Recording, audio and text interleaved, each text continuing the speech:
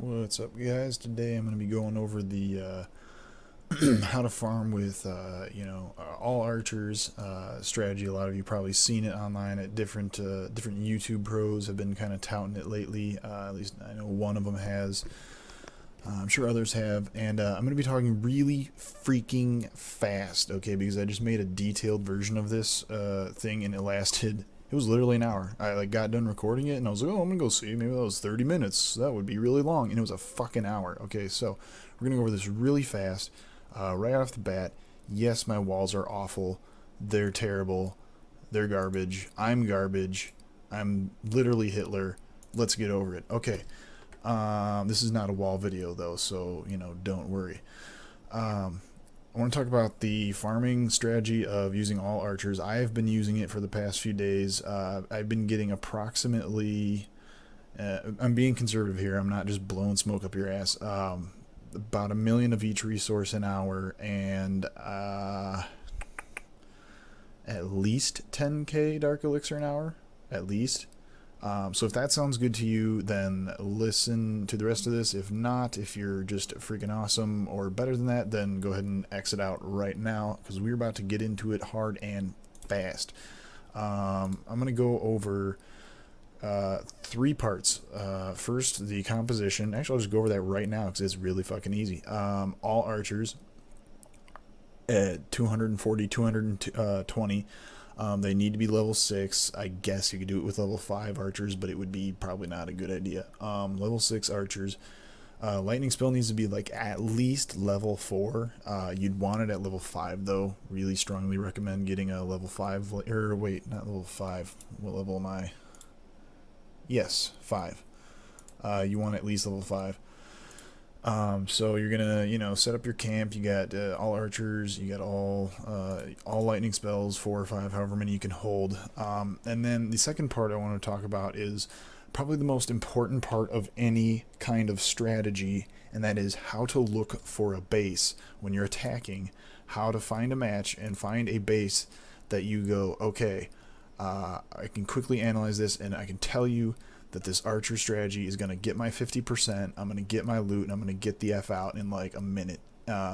Which is really great because this archer strategy, assuming you gem when you farm, I think we kind of all do, but don't talk about it maybe.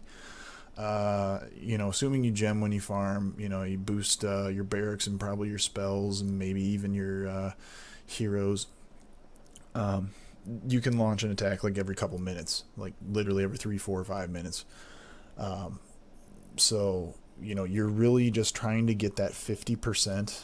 And I'm going to go over how to pick a base to get that 50%, and then after that I'm going to go over the actual tactic of deploying the archers, because despite what you've heard, it is not as simple as just putting a toothpaste line of archers all around the base and then boom, instant win. That's just not how it works. Well, I mean, it can work that way if the base is crappy enough, but I'm going to teach you a little bit more of an effective way. I've done a couple hundred raids with this right now, or by now, and I would say I'm pretty good with it. I mean, maybe I'm not the master, but pretty good with it. So I'm going to teach you a different way, how to lay them down, a more in-depth way. But let's get right into it, because I don't want this to be another 1-hour video. I'm going to look at some of my clans,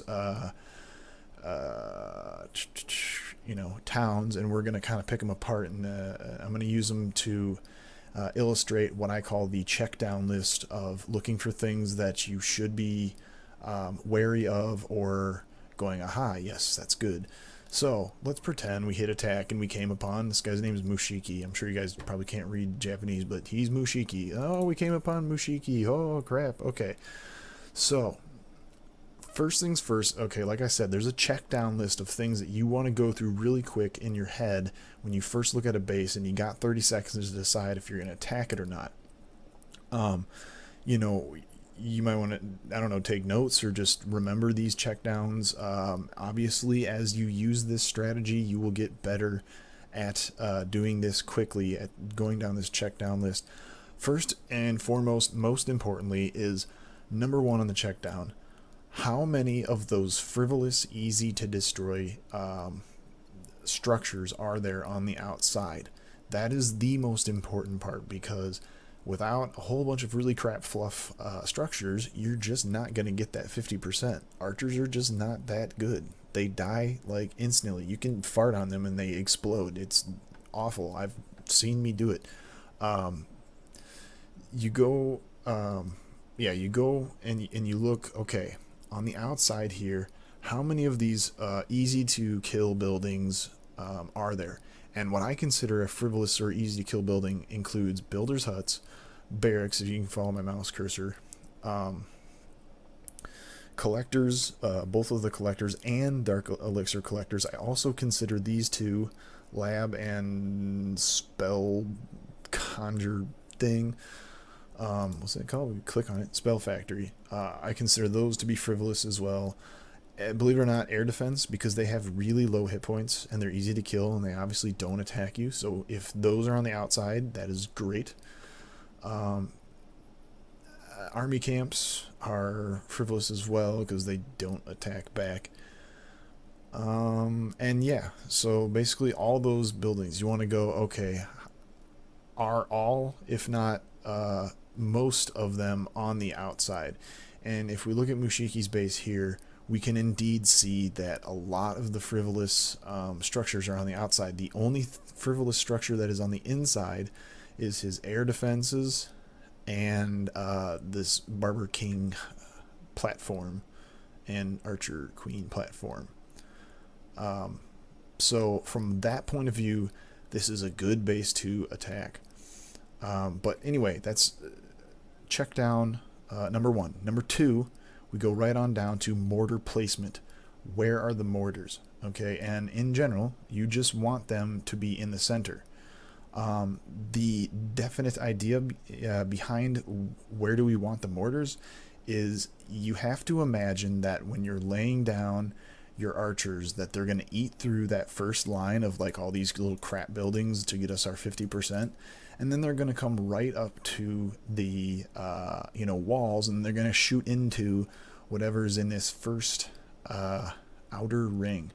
So what we want to do when we're checking for mortars and where they're placed is we want to go, okay, can this mortar reach my archer, who will most likely be standing at the edge of the wall after she has, my archers I should say, after she has, they have eaten through that first line. And here we can see with Mushiki, his base, he's got good mortar coverage. This base is set up very well to attack, or to defend, I should say, against an all-archer farming army. These mortars are going to give us hell because these are basically one-shot kills, and they can kill basically however many they touch.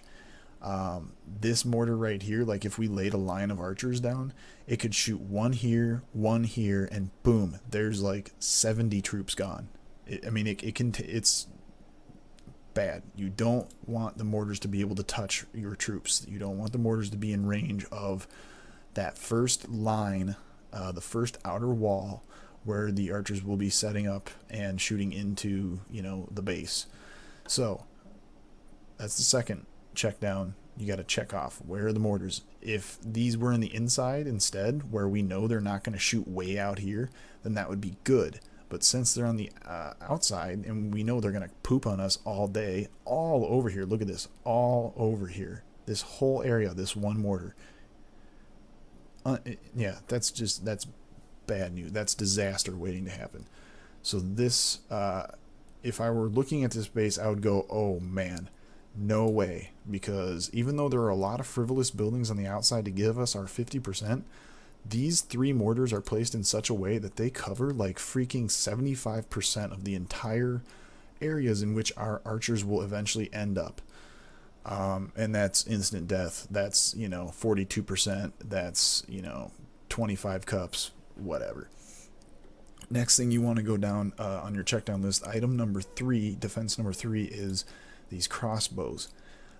Same idea with the mortars as with the crossbows. Are they positioned in a place where they won't affect you, where they won't touch you? Now, the crossbows are kind of tricky because you have to look at them and say, okay, are they aiming down, giving them longer range? Or are they aiming up, which I don't think he has any that are. But yeah, are they aiming up, which will shorten the range? Either way, what we're looking for here is we want to be sure that these X-bows are not really going to give us any problems. We can see with Mushiki's base, these X-bows are placed in such a way that, because he's upgrading them, I can't see the range, but I can tell you from doing these raids so many times, he's going to hit like everything in here, and that's a big problem. That's bad. You don't want to attack a base with X-bows that are, you know, far out like this. Next, and pretty much last thing that you want to look at is wizard tower placement. Are they placed in such a manner that they will be able to reach that first line around the first outer wall, outer perimeter of the base? And in this case, this is actually a good example, because you'll find shit like this all the time where it's like kind of iffy and you're like, I don't know if it's like really gonna whatever. This would only actually give you problems for like troops that are right here. So this is not that big a deal. Like, this is okay that this wizard tower is right here, but this one, this is bad news, because this is going to take out, you know, we laid our archers down, they stopped right here, pooped on all these things, and then they target these things and they come like all right here, and this wizard tower is just going to F them all up. So this is not good that this wizard tower is here. This is what we want to watch out for when we're looking for bases. This one, it's not, it's kind of in that gray area where it's like, okay, it'll crap on these guys, maybe a guy or two here, but other than that, it's pretty ineffectual. This one, however, again, bad. This is not good, because this is going to attack all of our little archers that are standing after they eat through this army camps.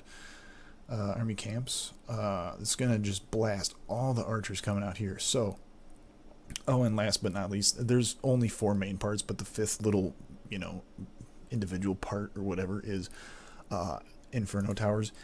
99% of the time they're on the inside, but occasionally you will see them on the outside, and it's like, okay, you know, what, you want to be go wee weed or go wiped? Are you kidding me? But people do it. I've seen it quite often. It sucks.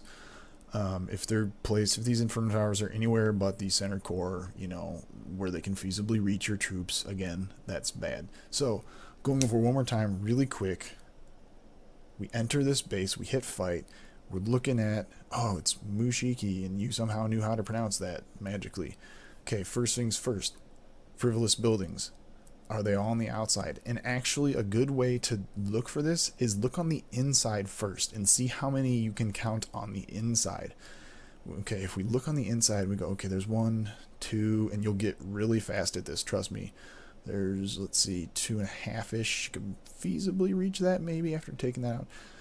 3, where is it? 3 and 4. Okay, so there's only 4 of those frivolous, easy to get, what I call percentage boosting structures on the inside. So from that point of view, okay, we're good. Keep going down the checklist. Mortars. Oh, shit. Damn. He is going to just stomp on us with those. Okay, that is really, really, really, really bad. And in fact, almost the way he has his mortars placed here, this is almost in and of itself a deal breaker. And in fact, I would advise, until you get really good at this strategy, that this is a deal breaker. Do not attack this base simply, or any base like this where the mortars are in this configuration. Do not attack this base. You're gonna lose. You're just gonna lose. But let's say they were in the center. We would then go down to our crossbows. Okay, let's see. Can the crossbows reach, you know, our archers standing at the edge? Basically, what you're looking for is how many AoE, and then also the crossbows, how many AoE plus crossbows can reach this first outer perimeter, because that's where your archers are going to be standing like 100% of the time after they've finished eating through this layer of yummy, delicious percentage building structures. And by the way, if I didn't mention it, the whole object is to get to 50% to get that 1 star and get your loot bonus. Anyway, so the main thing when you're looking for mortars, you're looking at wizard towers, you're looking at X-bows, you're looking at all these things going down your check down list, and you just want to be sure that they're not going to bother you on this outer line of, you know, the first outer line of the base, because that is where your archers will be set up. Okay, so that was part 2. Now the third part that I really want to go over and is actually super, super important. Before I figured this out, I was constantly stuck in Crystal 2, right in the middle of Crystal 2, and then as soon as I figured it out, within like 2 hours, maybe 3 hours of raiding, I was immediately jumping up to high Crystal 1, low Masters 3. I tend to toggle around that area right now as it is, and I credit a lot of being able to blast past Crystal 2 and into the 2600 area, because I figured this one part out. Now, you read all the videos or you listen to all the videos online about people talking about using this strategy, and they all say the same thing, you know, put just a toothpaste line of archers all around the base. Don't do that. Okay, you can do that. You can totally be successful with that, especially if all these AoE splash damages are all on the inside. Then, I mean, a chimpanzee could, you know, do it by randomly putting troops in random places. But a much better way of doing things is 2 parts. One, you basically want to go in a horseshoe around the base, okay? So I would usually start like about here-ish. I like to start kind of where the heroes are. So if the heroes over here, I'd start here. Because the heroes are really easy for this strategy. They will just absolutely, the archers will just wipe right through the heroes. I mean, this level 10 guy, like I'd lay down my archers, I'd click and hold for like 2 seconds, and I know that's enough troops to just maul right through him and then get his pedestal for 1%. But anyway, you start right here, about here-ish, and then you go around in a very thick, a much thicker line of archers all the way till about right here. And the idea behind the horseshoe is that you want to leave 2 to 3 to 4 easy structures for your archer queen to pick off, because what you do is you lay all those down really thick, and because you're laying them down thicker, they're now taking out much more of these secondary structures in this first like wall line, which is going to up your percentage. You're going to have much more success than if you just did a toothpaste line around. And then, so yeah, you're able to put archers a lot thicker because you cut out like this amount of section of archers where you normally, you know, you'd put them if you were just doing a toothpaste line. But you make a much thicker line by cutting that little section out. And then once you've dropped your last one, I don't know, around here, maybe around here, so your last of the 240 or 220 archers, whatever you may have, once you are done dropping all of those, then you whip out your archer queen. I'd probably start her about right here, wait for her to get attacked, click her ability. By the time that she pops out of the cloak, she should have probably gotten this, and this. Cleaning up that area and allowing you to concentrate much more firepower over a smaller area. That is a huge key, you guys. I can't even begin to explain. Like I said, that instantly had me going from the heart of Crystal 2 up to straddling Crystal 1 and Masters 3 line. That's a really big deal. And then another thing that I also want to talk about really quickly, so I don't want this to be freaking hour again, is that corners. Okay, pay attention to corners when you're laying down your line of archers. Now obviously this corner we don't have to worry about because we've already thought to ourselves, all right, the archer queen's gonna, you know, eat these buildings up real easy, no big deal, if I even need her to. Sometimes you won't even need her to. You'll already have your 50% like down here. But what the hell was I saying? Oh yeah, corners. When you're going around corners, you want to be mindful of the fact that the geometry of a corner really tends to like pull in and concentrate troops. So generally speaking, when you're going around a corner, depending on what's there, you can either put more troops or you will need to either put more troops, or you can afford to put less troops and save them for like down here or whatever. Now, this particular base has pretty good examples of both. So around this corner in particular, not knowing that these are here, let's say I didn't know that these were here, I would probably, and let's also say this Town Hall 10 isn't here, because if it was, we would just snipe that. Anyway, around this corner, I'm seeing, one cannon, one kind of farther away, another one, a little bit closer. I'd probably just go like medium thickness on this, and you'll get a judge for that. You'll get a gauge for what I mean by medium thickness. Again, with any strategy, no matter how deeply somebody lays it out, you're gonna just have to do it. You guys are gonna have to do this 100, 200, 300 times before you can get to a point where you're getting 100 or 1 million, each resource an hour. So you're gonna have to get a feel for what I mean when I say you can go kind of like on this corner, you'd go kind of medium as far as the spreading of the troops around the corner. But in a corner like this, where there's like a couple of buildings and there's archers all firing at you, and there's another archer, you would actually want to go pretty damn thick, like thicker than normal around this corner. And the reason being is because you want to make sure that every time you lay down a line of archers, you have put enough archers down to have a damn good shot at clearing out a good chunk, like 75% of this second line here. This second, follow my mouse cursor, this second line here. Now, because there's so many defenses, they're going to be getting fired at, they're going to be dropping like flies, so you're going to want to go thicker around a corner like this. However, a good example of a corner where you do the opposite is down here. Now, we can see there's like this wizard, I mean, he's probably not even going to affect anyone other than over here. You got this one, and then you got like one archer tower kind of kitty corner over here. So around this corner, you would actually go kind of light. And the reason being is because you're not going to need all that many troops. And again, you'll learn how to gauge what I mean when I say light. You're not going to need all that many troops, because what's going to happen is these archers are going to bust through this army camp, maybe even this army camp, and they, because of the geometry of a corner and because of the pathing of the AI, they are actually going to funnel. They're going to tend to funnel to this apex. For whatever reason, AI always tends to funnel towards the apex of a defense wall. So you'd put light troops around here knowing that they're going to eat through these, at a moderate pace.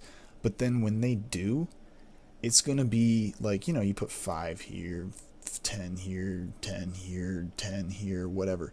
When you do, because of this apex of this geometry, they are going to all just funnel right into this cannon, and they absolutely lay a turd on them. So you don't really actually need that many going around a corner like this.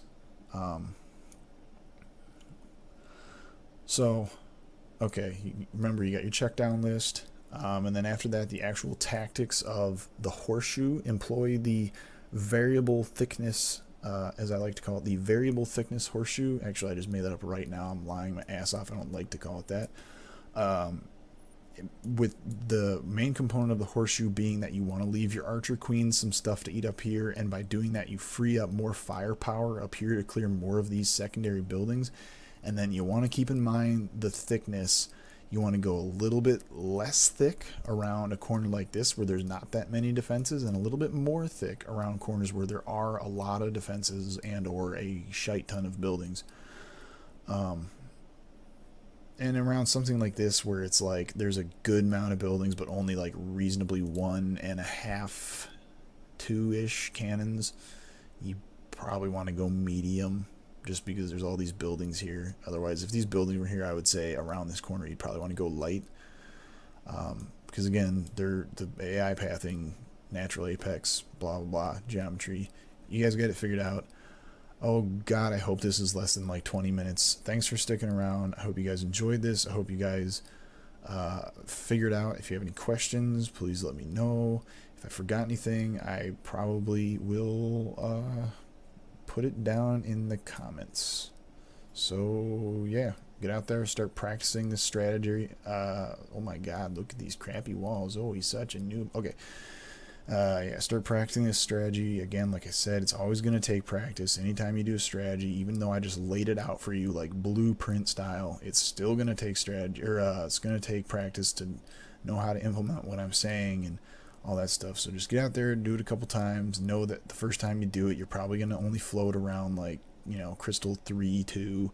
Then as you get better, you'll start going to crystal 2, 1. And then as you get better, you start flirting with masters, which is pretty much where I'm at. I mean, you guys can see 249, 2496, bleh, 2496. So yeah, halfway between, you know, crystal and masters.